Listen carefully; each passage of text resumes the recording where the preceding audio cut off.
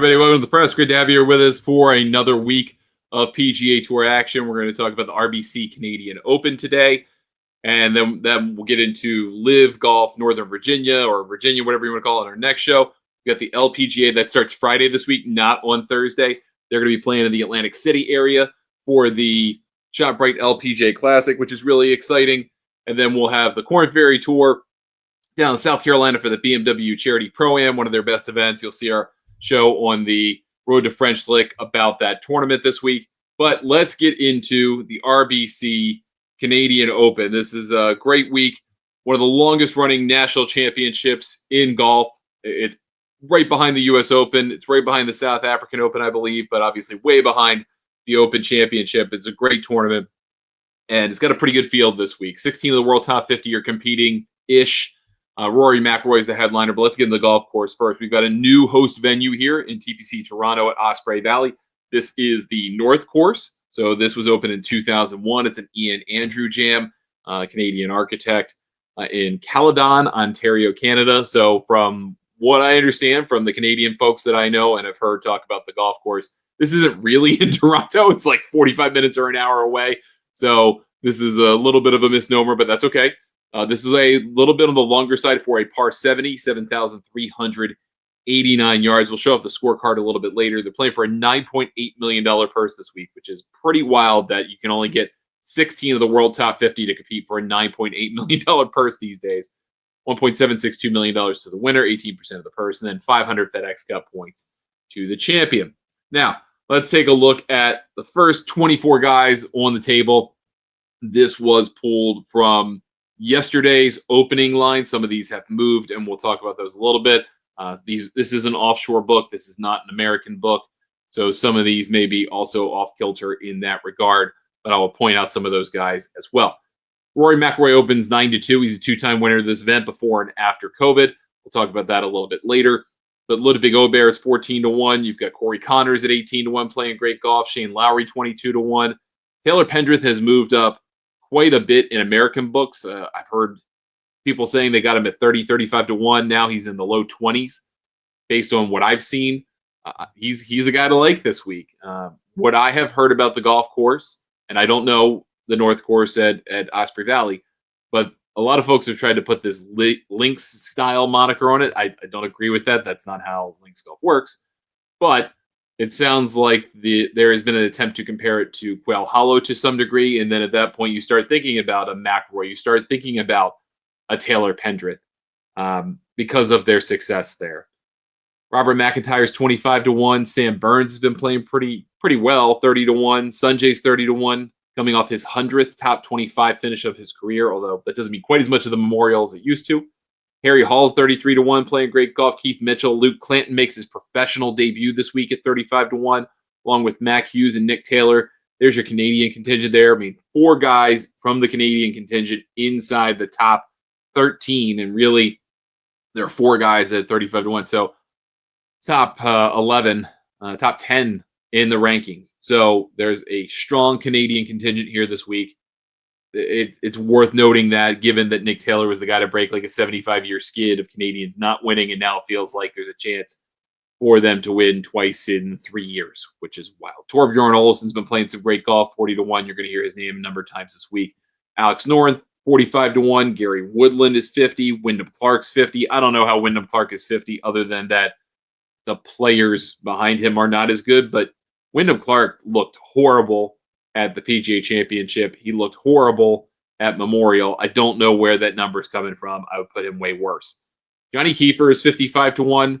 It's interesting that the overseas book has him as John Kiefer. He goes by Johnny. He's the number 1 guy on the Corn Ferry Tour. He's had a great year out there.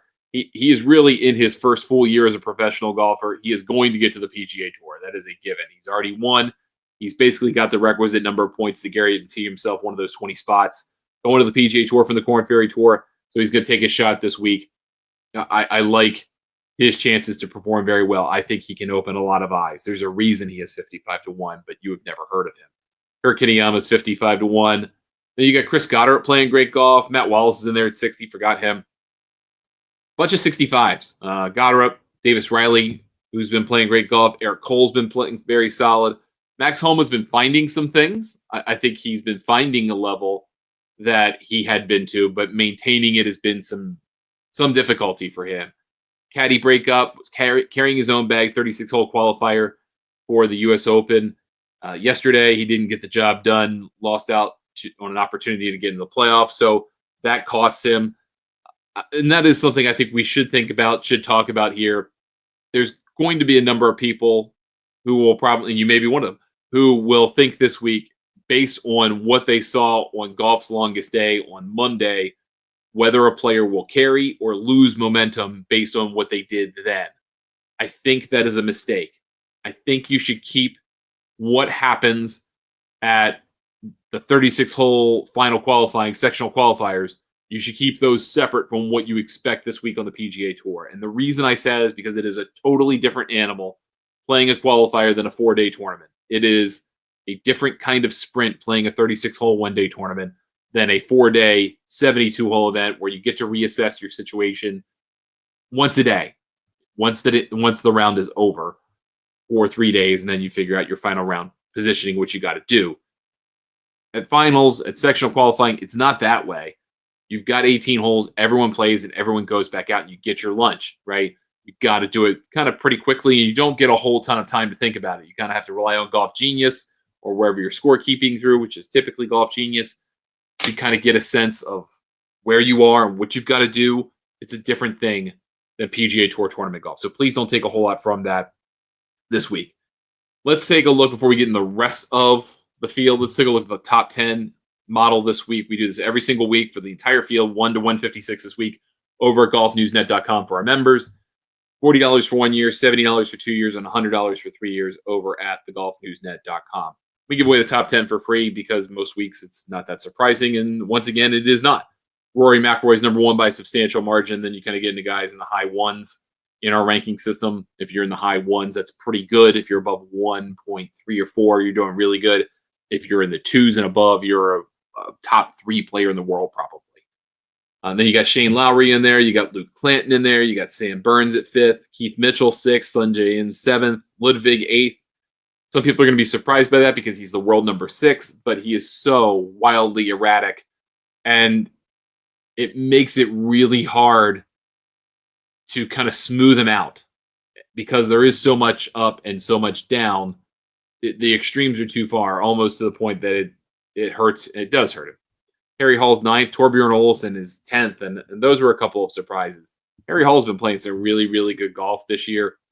We'll get into that to another graphic, but he's a guy worth looking at this week based on the overall trend of the season, but also has played pretty okay lately. Getting to some more of the field. Now we're getting into kind of the guys. There's a whole lot of 65s this week. We just went over like 3 or 4 of them. We got even more, a handful of 65s here.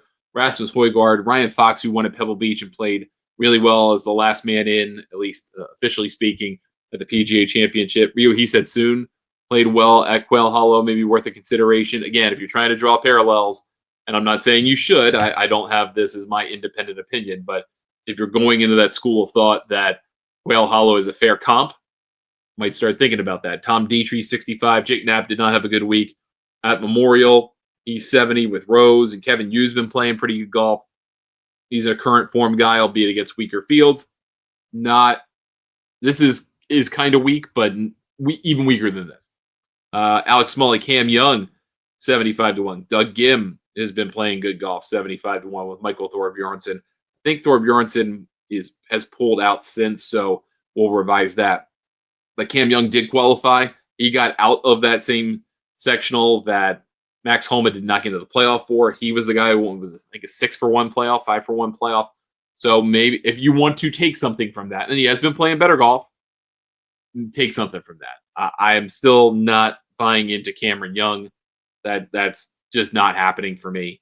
But if you wish to, go for it. Been on bad week at Memorial, place he likes. That kind of worries me. Mark Hubbard at 80-1. I want to circle him. To a degree, I want to circle Matty Schmidt at 80-1 because Hubbard seems to play Canadian golf pretty well. You'll see that a little bit later. Matty Schmidt just been having a nice little run. He is pretty streaky, though. Rico Hoey at 80-1, playing good golf. Kind of a first-round merchant. If he plays well in the first round, you got a chance. Otherwise, it's all downhill. If you want to take something from guys who qualified for the U.S. Open, Emiliano Grillo did just that. Got to be pretty proud of himself on that end. Rest of the guys in this graphic, I don't think so much would interest me. Vince Whaley's been playing pretty good golf too. Then a little bit longer, and I think you can have some fun with these guys this week. Look at a Patrick Rogers maybe, but I'm still a big fan of Jesper Svensson. Hasn't shown up yet. Matt McCarty is starting to show up a little bit more. I like him at 110. This is the kind of place that might work out for him, a little bit unknown. Kind of like Black Desert, where he won the first time out, where it's everyone's first time out. I think there is some benefit to that. Adam Hadwin, I was looking at some of the numbers, kind of more granular numbers about certain players, and his strokes gained on the approach is just not good. It's basically the worst in the field in the last 10 events. So please lay off of him. If he wins, hey, cool, but let's lay off. Isaiah Salinda's backed off a little bit. Victor Perez did get out of qualifying, so good for him. Alejandro Tosti is a pass. Antoine Rosner could be interesting. At 150-1, but he is, again, quite erratic. I would rather look at Carson Young at that 150-1 number. And I say that because he's had a couple of top 15s in the last 5 starts, last 6 events on the PGA Tour. Kevin Roy is going to get a lot of attention this week. He has been playing pretty well. Lee Hodges is a great approach player that should help him this week. You're going to see that in a future graphic. Stephen Fisk, I do like personally, but I'm not going to bet this week. And then we'll round out basically the top 90 players in the field. There are a lot of guys in this field that have absolutely no chance, and you shouldn't even bother with them, I don't think. But we tend to kind of cut these off in the 250s. Of the guys on this list, none really speak to me. I mean, maybe Chris Ventura, and only from a we don't know anything about this course standpoint. Brandt Snedeker made the most of his sponsor exemption, had a great week. I think it was T7 at Memorial, so a huge week for a guy that is really just trying to get it to the house so he can get to the Champions Tour. But he has done some damage in this tournament in the past. Let's put it that way. Now, this is a totally new venue. He's at a different point in his life. But maybe he'll take something that he likes and take something from last week and build it to this week. I think there is something to be said for that. I'm not betting him at 250-1. You need me to get to like 400-1 to bet him. But just putting that out there that he had a good week last week on that sponsor exemption. All right, I wanted to go into the scorecard just a little bit about TPC Toronto. This is it's a par 70, almost 7,400 yards. What I have noticed really interesting, and this is very random, but if you look at the yardages on the PGA Tour, right? A lot of golf courses yardages end in 9. It's either 9 or 0. You don't see a lot of 5s. Augusta is really the one that tries to end it in 5 or 0 because all the holes have 5 or 0 basically. But if you look at the layout of this golf course, you're opening with a mid-range par 5. The par 4s are really your challenge here. You got 481, 497, 500. So you basically got 3 500-yard par 4s on the front. A 440, that's no joke. A couple short, a 351 that'll probably be an intriguing hole. And then you get to the back, you got a 526 par 4, you got a 513 par 4, you got a 530 par 4 to make it a par 70. So this place is typically a par 72, and they took 2 of these down, right? Otherwise, they'd light the heck out of this. What typically happens is then that makes people think, oh, well, par 70s are harder, or par is construct. Par is just an advisory number. It really doesn't mean anything in the grand scheme of things. If this is meant to play as a par 72, then these are really a couple par 5s that are converted. So you're going to have guys probably who could have gone for it anyway with a mid-iron. They're going to probably be able to go for it with a mid-iron anyway. They're just playing to a par 4 instead. I don't think that changes anything. I don't think it changes the pressure of the tournament at all. But that's just kind of something to understand about the golf course. They've definitely converted a couple of holes here. If you look at the par 3s on each side, it's interesting that 4 and 14 are basically wedge 9-iron for these guys. And then you've got 7 and 11 that are 225, 237, respectively. Flip those numbers, 237 on number 7, 225 on number 11. So you got a wedge kind of thing, wedge short iron, and a long iron par 3 on each side. And then the 1 par 5 on each side, bookend 1 and 18. 18's a 581-yard par 5. That's legit for guys of this skill level. So I still think it's plenty scoreable. I don't think it's going to be hard for these guys to get into 17, 20 under par unless weather shows up. And I don't know the smoke patterns, right? So they've got the wildfires out in Western Canada right now. That's really drawn down into the Midwest. I don't think we're expecting to see any of that come across continental Canada into Ontario and toward the Toronto area. But that could be something to consider if wind direction changes or whatever. Again, I'm not a specialist. I'm not a meteorologist, but just something to think about in the back of your mind. Just think about this golf course. All right. Hot hands. We don't have course history. We don't have course fit. So I replaced it with this. Guys who have finished in the top 15, multiple PGA Tour events in the last 6 played because we had Napo. There's a lot of players in this field playing pretty decent golf. And this is all in alphabetical order. But you've got 16 guys that fit this list. Sam Burns, Eric Cole, Corey Connors, Stephen Fisk, Chris Goddard, Rico Hoey, Mark Hubbard, Shane Lowry, Bobby Mack, Rory McIlroy. Taylor Pendrith has 3 of them. Kevin Roy, Matty Schmid, Carl Phillips, Gary Woodland, and Carson Young. So a lot of players to choose from there. Guys playing pretty good golf at the current. Now, a lot of these guys have played very good golf in the current against weaker fields. So keep that in mind when we see some of these names a little bit later on, or don't see them. You'll understand why when we get into it. Let's look about the past champions of this tournament. Again, new venue. So if anything you're going to take away from this, it's that these guys might like playing in Canada, but otherwise you should not take anything from this. Bobby Mack's your defending champion. Nick Taylor ended the 70-year skid. Rory McIlroy won before and after COVID, and then the 2 years where it was canceled in 20 and 21 because of COVID and travel restrictions. So we only have 4 winners in the last 6 years. 2 of them are Rory McIlroy. But again, new venue, don't take a whole lot from that. Now, we just talked about guys playing with the hot hand in terms of finish. Now we're going to look at it from a statistical point of view in terms of short-term form, which I love doing this graphic every week. We look at it from 3 categories. I want to look at the last 10 PGA Tour events, how you have done in terms of strokes gained total. Are you gaining 1.2 strokes in the aggregate per round or more? Are you, when weighted with your competition, gaining quality strokes in the value of 1.5 strokes per round or higher? Or are you on the approach gaining 0.6 strokes per round in that 10 event span of the events that you're playing? You're going to see comment. Obviously, we want to see names across all 3. We don't have a whole lot of that here this week. In fact, I don't think we've got a single guy that's in all 3 columns, which is really interesting. So you've got some guys who are in 2, right? You've got Matt Wallace and Rory McIlroy. You've got Torbjorn Olesen in there. You've got Harry Hall in 2 of the 3. You've got Corey Connors in the quality strokes game, but not in the regular, so probably just a little short of that number. You've got Matt Wallace, I think we mentioned, Mark Hubbard in 1, but not the other. That's kind of interesting because he's doing against weaker competition then.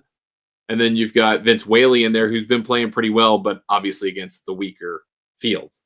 On the approach side, you've got a whole bunch of guys that are basically totally separate from the rest of the guys in the first 2 columns. Will Gordon, Antoine Rosner, Shane Lowry, Joel Damon, Lee Hodges, who we mentioned, Emiliano Grillo, who just qualified for the U.S. Open through golf's longest day. So you've got some interesting numbers here this week if you break it down this way. This is not typically how it works. This is a little bit different. Obviously, I kind of want to lean into the guys who are playing well in the aggregate. I mean, the approach kind of tells you, in my view, that some good things could be happening soon, but they're not guaranteed to be happening, right? Something else is going wrong, whether it's putting, whether it's driving. I don't really care about chipping so much, but you got to look at those numbers and kind of decide for yourself. Davis Riley in the quality strokes gained tells you because what he did at the PGA Championship was huge, and that helps average out the weakness otherwise. So I would slide away from him a little bit. Let's look at strokes gained tee to green leaders with low variance. So I want to look at guys in the field this week who are playing well in terms of strokes gained tee to green, but they are also doing it with relative low variance over the last 10 or 20 events on the PGA Tour. Because in that case, that means they're more consistent, means they're more smooth operators, guys you expect whose games will travel and play well most places. They may stink at putting, but your tee to green stuff it flows everywhere. Whether you like certain surfaces, whether you putt well or not, these are your guys to think about. Shane Lowry Rory McIlroy, Torbjorn Olesen, Bobby Mack, Alex Noren, and Corey Connors. I don't think any of those are surprising whatsoever. Some weeks we usually get some surprises there. This week we do not. And then this one's good for derivative bets. In the last 50 PGA Tour events played, whatever percentage of those you played, have you finished in the top 20, 40% more of the time? We have 7 guys in that category. Rory McIlroy is by far the highest. Corey Connors is up there. Shane Lowry, then we start to dip into like the 50s. Bobby Mack, Sam Burns, Luke Clanton in the 40s, and Taylor Pendrith right bang on at 40%. So not a lot of guys in this field who are way up there, but guys who could get the job done. You could get some value with it. Luke Clanton is going to probably get a lot of action this week because he has been a proven commodity on the PGA Tour, albeit as an amateur. It's a little bit different of a world as a professional, right? We'll see what happens once the money starts to count, once the points mean something, once the pressure really sets in. He was kind of playing not without fear, right? He's still trying to earn the points to get the PGA Tour U accelerated card, but now he's got to play to keep it, not to get it. A little bit different of a chase, I think. David Ford also makes his debut here this week as a professional. He's like in the 250, 300 to 1 range. He didn't have the best end to his NCAA season, but man, he's a darn good golfer. I think people are going to sleep on him. I think he's got a great, great opportunity to play very well. So I didn't mention him in any of this because we don't have a lot of data on him. He's a tremendous collegiate player. I think he's going to translate very quickly to the PGA Tour. And then just wanted to talk about first round leader plays potentially. Again, we don't have anything about TPC Toronto in particular, so we don't have anything specific to this course, but so-called the strokes gained Canada, as I think Ron Kloss calls it over at PGA Splits, who does a great job with his rabbit hole stuff. But in terms of this tournament in the last 4 years, 5 years, so we obviously don't have it every year. We had a couple years where we didn't, but strokes gained first round Canada leaders, Adams, and have had more than 4 total rounds. So whether you played it 1 year, I don't count you on this list. So that's why Bobby Mack's not on here. Adam Schenk, Nick Hardy, Doug Gim, Sam Burns, Rory, and Mark Hubbard, who likes himself some Canadian golf. Overall, in the last 50 events on the PGA Tour, this is every event, everybody first round. Rory McIlroy, Alex Noren, Bobby Mack, Corey Connors, Keith Mitchell, and Ryan Fox. And that's it. That is everything. That's everything we've got to talk about here this week. I think it's worth looking back at some of these betting odds just to kind of go over these things one more time, and then we'll kind of get out of here with this. You know, some of the names that came up quite frequently. We talked about Keith Mitchell. We talked about Torbjorn Olesen. We talked about Alex Noren. We talked about Harry Hall to a degree. We talked about Matt Wallace for sure. Those are some guys whose names came up quite frequently. We talked about, skipping over the model piece, we talked about Mark Hubbard. He's in the 80s. I think he's worth a look at it. Doug Gim kind of came up just a little bit. Ryan Fox came up for sure. I probably will play him. I do like him on a course this size, this length. I think some people are going to play Jake Knapp because of his length. I would rather transition to a Rico Hoey kind of guy. Cam Young's probably going to get some play. Again, I would avoid. But I don't think I would go a whole lot deeper than this unless you got some particular feelings, again, like a David Ford, or total opposite, Brant Snedeker. I don't think you're going to do that. And then I think you can find some interest in Matt McCarty. I think that's probably the extent of it. Maybe a Kevin Roy playing good golf, maybe a Stephen Fisk, although a lot of his damage comes against weaker fields as well. So that's going to do it for us today on the show. Thank you so much for watching or listening. Appreciate it. The show is available as, obviously, video form. You can watch the show on Golf Newsnet TV, which is available on Zine, Free Life Sports, Freecast, and GolfNewsNet.com, as well as our apps for Amazon Fire and Roku. You can also watch us on our YouTube channel. And then you can also catch the show on YouTube as an audio-only podcast if you subscribe to Golf Newsnet Radio on YouTube, or find our show wherever you get your podcast. Join Golf Newsnet for $40 for 1 year, $70 for 2 years, or $100 for 3 years over at golfnewsnet.com. Happy to take your questions at Ryan Ballingy on Twitter/X, or Ryan Ballingy Golf pretty much everywhere else. Thank you so much for your time.